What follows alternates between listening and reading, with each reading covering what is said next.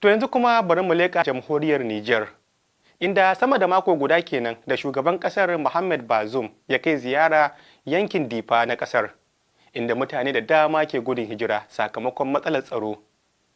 To duk da cewa a lokacin ziyarar dai mun kawo muku rahotanni kan yadda ta kasance. Abokin aikin mu a Niamey, Yusuf Abdullahi, ya sake duba mana wannan lamari ga kuma rahotonsa. Wannan ziyara ta tsawon kwanaki uku da shugaban kasar ta Nijar Mohamed Bazoum ya kai a yankin na Difa da ke kudu maso gabacin kasar ta kasance ziyararsa ta farko da ya kai a wani yankin Nijar tun bayan hawansa kan karagar mulki. Shugaban kasar ta Nijar Mohamed Bazoum ya fara ne da ziyartar barikin sojojin kasar da ke birnin Difa.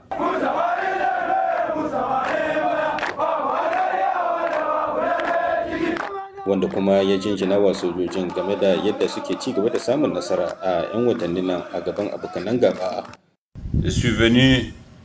Ya ce na zo ne a wannan gurin domin isar da godiyata da mata al'ummar Nijar baki daya game da nasarar da kuke ci gaba da samu, duk da cewa kamar kowane al'amari da farko ana cin karo da wasu matsaloli, to amma sannu a hankali tafiya na tafiya sakamakon ƙwarewar da kuke ci gaba da samu, al'amarin na zuwa da sauki kamar yadda ake gani a 'yan watannin nan irin bajintar da kuke nunawa sakamakon nasarar da kuke ci gaba da samu.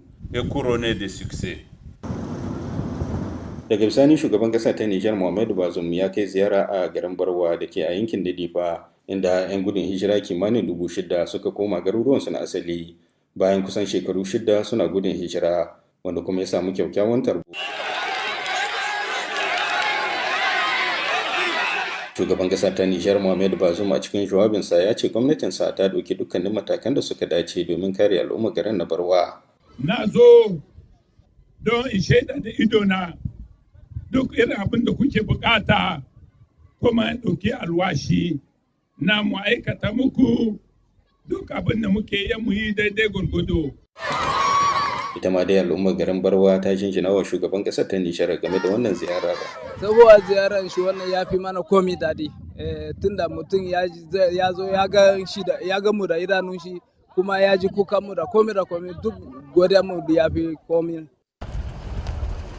Ko bayan 'yan gudun hijira na jamhuriyar Nijar akwai kuma wasu 'yan gudun hijira na tarayyar Najeriya kimanin 123 da ke gudun hijira a jamhuriyar Nijar. Da haka shugaban ƙasar ta Nijar Mohamed Bazoum ya gayyaci gwamnan jihar Borno Baba Gana Umara Zulum a yankin na Difa. President Muhammadu Buhari ya bada izini insha Allah mu ma nan ba da dadewa ba insha Allah damuna zai wuce za mu fara mayar da mutanen mu ma malam fatari, za mu fara mutanen mu ma dama ga shigar da makamantarsu. Kimanin da 'yan ƙasar Nijar 234 na yankunan Difa da Maradi da Tawa da kuma Tilibiri ne suka baro garuruwansu na asali sakamakon matsalar tsaro.